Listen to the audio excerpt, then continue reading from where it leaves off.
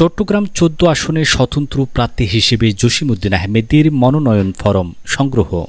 আসন্ন ত্রয়োদশ জাতীয় সংসদ নির্বাচনে চট্টগ্রাম ১৪, চন্দনাইশ ও সাতকানিয়া আংশিক আসন থেকে জনগণের প্রার্থী হিসেবে প্রতিদ্বন্দ্বিতার ঘোষণা দিয়েছেন চন্দনাইশ উপজেলা পরিষদের সাবেক জনপ্রিয় চেয়ারম্যান আলহাজ জসিমউদ্দিন আহমেদ। গত ২১ ডিসেম্বর বৃহস্পতিবার দুপুরে জেলা প্রশাসক ও রিটার্নিং কর্মকর্তার কার্যালয় থেকে আলহাজ জসিমউদ্দিন আহমেদের পক্ষে মনোনয়ন ফরম সংগ্রহ করা হয়। তার ব্যক্তিগত আইনজীবী অ্যাডভোকেট মোহাম্মদ রাশেদ হামিদ সাইমন এই মনোনয়ন ফরমটি গ্রহণ করেন।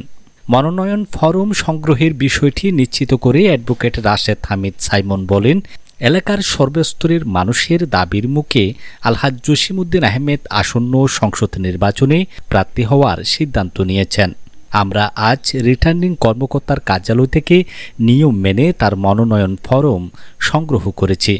উল্লেখ্য, আলহাজ জসিমউদ্দিন আহমেদ চন্দনাইশ উপজেলা পরিষদের সর্বশেষ নির্বাচনে স্বতন্ত্র প্রার্থী হিসেবে অংশ নিয়ে বিপুল ভোটের ব্যবধানে চেয়ারম্যান নির্বাচিত হয়েছিলেন। জনপ্রতিনিধি হিসেবে দায়িত্ব পালনকালে এবং ব্যক্তিগত উদ্যোগে দীর্ঘ সময় ধরে তার মানবিক কর্মকাণ্ডের কারণে এলাকায় তার ব্যাপক জনপ্রিয়তা রয়েছে।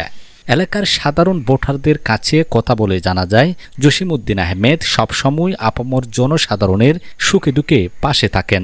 করোনাকালীন সময় থেকে শুরু করে বিভিন্ন দুর্যোগে তার মানবিক সহায়তা সাধারণ মানুষের হৃদয়ে জায়গা করে নিয়েছে।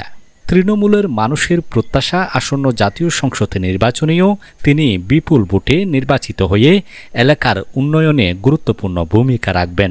স্বতন্ত্র প্রার্থী হিসেবে তার এই নির্বাচনী লড়াই চন্দনাইশ সাতকানিয়া আসনের রাজনৈতিক সমীকরণে নতুন মাত্রা যোগ করবে বলে ধারণা করেছেন স্থানীয় রাজনৈতিক বিশ্লেষকরা। শহীদুল আলম, চাটগাঁর মিডিয়া।